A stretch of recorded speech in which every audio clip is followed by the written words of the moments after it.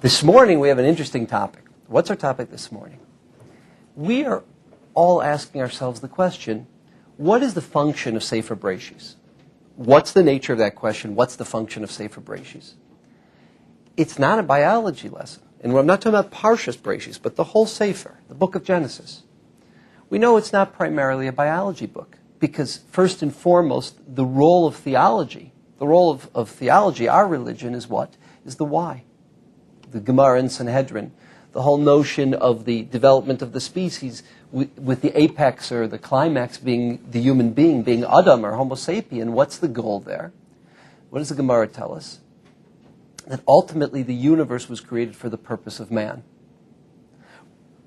The human is the climax of the creation. On the other hand, if we corrupt ourselves, if we unfortunately don't live up to who and what we are, the maggot, the worm, was created before us, right? Why was a human being created? Why was he nivra yechidi, right? Adam and Eve there were shnei partsufim, there are two sides. What's the philosophy behind that? That from one human being is a universe created. The value, kol ha-mekayim nefesh achas. There are certain philosophical points that we learn. The Medrash Rabbah is its most dense and its most thick, analyzing the nature of the human being, vis-a-vis the ecosystem, vis-a-vis the Ribono Shel Olam, the first relationship, which is a paradigm for all relationships, etc. But it's not a biology book.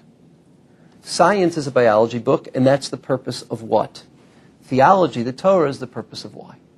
It's also not a history book. Think about the lives of the Avos.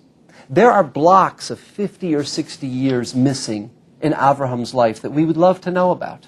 30, 40 years missing in Yitzchak and Rivka's life that we'd love to know about. And there's not a word mentioned. We could learn so much from every little action that they did, how they treated their guests, how different components of the way they raised their children, etc., etc. How come there's nothing mentioned? If it was a biography of the Avos, we wouldn't have the gaps of 30, 40 years. If it was a biography, we'd have much more discourse, dialogue, etc. None of that's there. It's not a history book. Yes, you can derive certain biographical notions, you can derive certain historical notions, you can derive certain biological notions, but they're derech agav. It's not the primary purpose. It does not seem that Sefer Bereishis is halacha sefer. Anyone who's got the Sefer HaChinuch knows that of the Taryag mitzvahs, of the 613 categories, only 3 of the mitzvahs are there in Sefer Bereishis. And we know the famous Torah concept that what? Nitna Torah nischad shehalacha. Why do we observe bris milah? Why do we refrain from partaking of the sciatic nerve, the Gid HaNasheh? Not because it was given to Yaakov, not because bris milah was given to Avraham, because it was part of the covenant at Sinai. So it's not a halachic work. If it's not biological, if it's not biographical, if it's not historical, if it's not a halachic work, what's the nature of Sefer Bereishis? In the theory we're going to develop today, with about 7 different examples, is the thesis that the Ramban did not create, but that he made famous. That the Ramban gave us from his time on. This has been, so to speak, the tool that we've used to work our way through Sefer Bereishis. The Ramban quoted 2 midrashim, a famous Midrash Rabbah and a famous Midrash Tanchuma. The Midrash Tanchuma is in Parshas Lech Lecha, Medrash Tes. Kol ma she'ira la'Avraham, ira levanav. All that happened to Abraham happened to his children. What does that mean? And the Medrash Rabbah is Tzei uchvosh es haderech lifnei vanecha. Go and conquer the path. Go and, so to speak, be a trendsetter. Lay out the path for your children. That is Bereishis Rabbah, Parsha Mem in its Sif Vav. What does that mean? So the Ramban took those 2 terms and he articulated it in 4 words.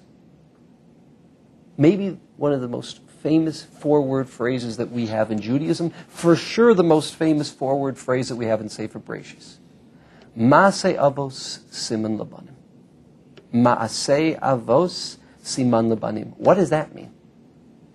The actions, so to speak, of our progenitors, of our 3 fathers, of our 4 foremothers, and of their children and family, the events, the times, the actions, not of their life, but that are recorded in the Torah.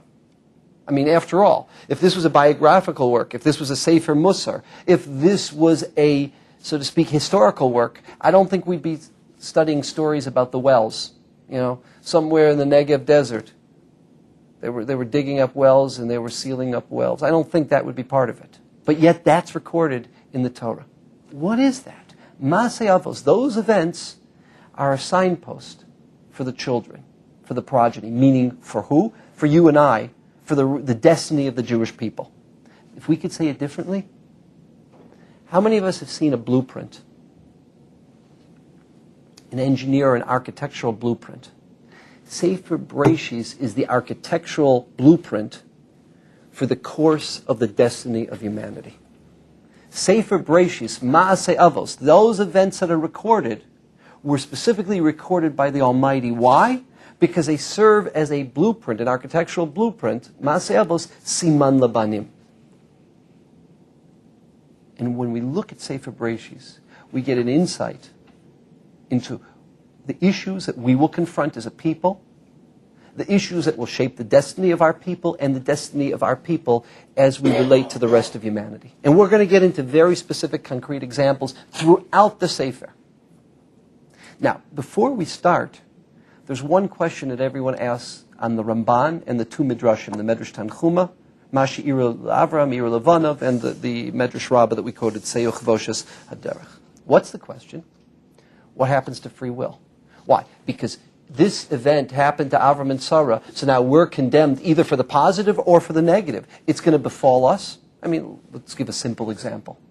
The tension that existed between Yishmael and Yitzchak as to who would be the successor of the ethical monotheistic community, who ultimately would take the legacy and destiny, the ethical moral component of it, the theological philosophical. Would it be through Yishmael? Would it be through Yitzchak? I.e., would it be through Arabia, the Arab world? Would it be through Yitzchak, the Jewish world? I.e., what is the true destiny of the ethical monotheistic community? Is it Islam that emerges from the Arab world, that emerges from Yishmael? Is it Judaism that emerges from Yitzchak? You want to use another example of that? The whole issue of the tension between Esav and Yaakov. Who is going to be, ultimately, who's going to be the Mamale Makom of that destiny, of that vision, of the one that will create the community that transforms, that defines what a human being is and how a human being should conduct himself? Will it be through Esav? And who are Esav's descendants? And we'll talk about this later. Ultimately, they settle where? In Rome. What is the Roman Empire? The great adversary, the great animosity that exists between Rome and between Judea. What is, so to speak, what is the Mamale Makom of Rome? Rome, as you know, breaks up into two parts. We'll call it, Roman Catholicism, the western part of the Roman Empire, defined as Christianity, and the eastern part of the Roman Empire, Byzantium, Eastern Orthodoxy. But Christianity, whether it's Eastern Christianity or Western Christianity. Who is Yaakov? Yet we're called Beth Jacob, the base Yaakov. The Bnei Yisrael, the children of Israel. What is that? The tension that exists between Yaakov and Esav is to ultimately, who is the Mamale Makom? Who is the destiny and the legacy of Yitzchak and Rivka, of Avram and Sarah? Is it going to be Judaism? Is it going to be Christianity? That tension is set. Now comes the question, what happens to free will? The Jewish people were condemned to suffer under Rome, to suffer under the Spanish Inquisition, to suffer under the Auto de Fe in Portugal. The Jewish people were condemned to suffer a Holocaust. That we were condemned to lead a life where there would be animus between Christianity and Judaism? You understand the question? That's the question that everyone asks on the Ramban. If this is an architectural blueprint, Maaseh Avot Siman Labanim, then what happens to free will? I'm going to quote the Rav when he dealt with this, Rabbi Soloveitchik. And on the OU.org, on our web, the works from the Torah Harav Foundation, this work everyone must have in their library. This is a must, this work. It's called Abraham's Journey, Avraham's Journey. And it's different shiurim, different lectures that the Rav gave over the years, many in Boston to the community at the Maimonides School, many in New York to the Talmidim, at other places, about Avraham and Sarah.